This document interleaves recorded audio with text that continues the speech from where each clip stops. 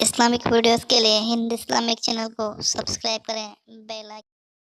غوث پاک فرماتے ہیں کہ مجھے جب میں نے ایمان کے دفتر کو الٹ پلٹ کر دیکھا، نیکیوں کے دفتر کو الٹ پلٹ کر دیکھا، تو ایمان کے بعد مجھے سب سے بڑی نیکی کھانا کھلانا نظر آئی۔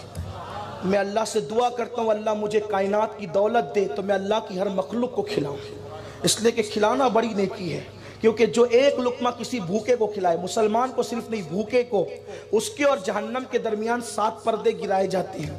ایک پردے سے دوسرے پردے کا فاصلہ 1000 سال کا ہوتا ہے، یعنی ایک لقمے پر اتنا جہنم سے دور کر دیا جاتا ہے 7000 سال کے فاصلے پر۔ پیٹ بھر کے کھلانے پر کیا ہوگا؟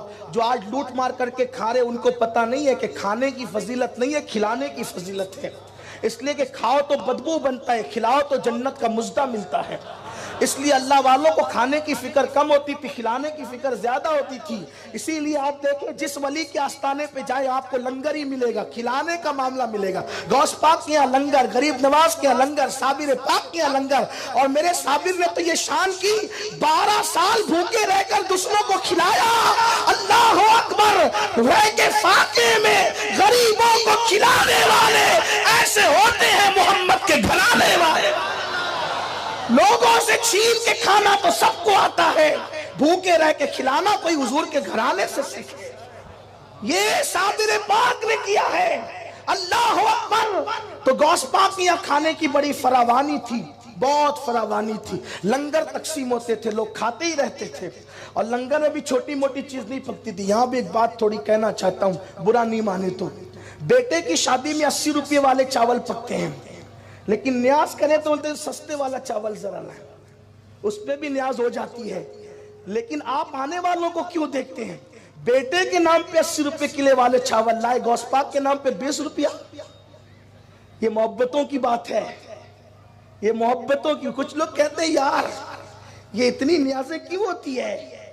اگر یہ پیسے اٹھا کے مدرسے میں دے دیے جائیں تو جو ہر سال عمرہ کو جاتے وہ پیسے بھی پھر مدرسوں میں دے دو، جو ہر سال حج کو جاتے ہیں وہ پیسے بھی مدرسوں میں دے دو، سبھی مدرسوں میں دے دو۔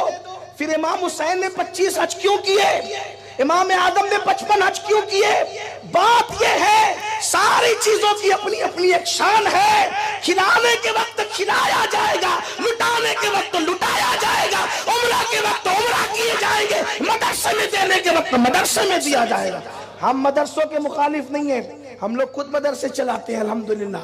یہ آپ برکات خواجہ کی برکتیں دیکھ رہے ہیں، گلشن اجمیر کا گلشن دیکھ رہے ہیں۔ سنی دعوت اسلامی کے 60 سے زیادہ مدرسے ہیں پورے ملک ہندوستان میں، ہمارے امیر کی سرپرستی میں 60 سے زیادہ دارالعلوم چلتے ہیں، لیکن جو ہیں سب نیکی کی خوشبو الگ الگ ہے۔ اس لیے اگر آپ کو نیاز کرنے میں تکلیف ہے اور جب آ جاتے ہیں تو چھپتے چھپاتے برابر آ کے کھاتے ہیں، نہیں وہ تو آ گئے تھے ایسے، جب آپ کھاتے نہیں ہیں تو پھر آتے کیوں ہیں؟ اور کچھ لوگ اتنے کٹر ہے، کہتے ہیں نہیں ہم تو فاتحہ کا نہیں کھاتے، ہم کہتے ہیں ہاں ضرور نہیں کھاتے ہو اور نہ کھاؤ گے فاتحہ کا، کہ نہیں وہ دیگ والا کھاتے فاتحہ والا نہیں کھاتے۔ کیوں نہیں کھاتے؟ اللہ کے رسول نے فرمایا جس کھانے پہ بسم اللہ پڑھا جاتا ہے وہ شیطان پہ حرام ہو جاتا ہے۔ ارے ایک بسم اللہ پڑھی تو شیطان نہیں کھا سکتا، چاروں کل پڑھی۔ آگے نہیں کہوں گا اس لیے کہ آج کل کے حالات کا بھی خیال کرنا ہوتا ہے۔ میری سنی قوم بہت سمجھدار ہے، ہم فاتحہ کا نہیں کھاتے، ہاں انتر منتر نہیں پڑھے جاتے، اللہ کا قرآن پڑھا جاتا ہے، اور جس کھانے پہ قرآن پڑھا جائے وہ شیطان پہ حرام ہو جاتا ہے۔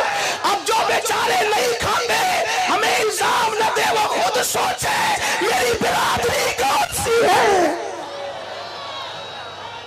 میں کوئی چھیڑ چھاڑ کی بات نہیں کر رہا ہوں، لیکن لوگ ہمیں زخم دیتے ہیں، لوگ ہمیں صدمہ دیتے ہیں۔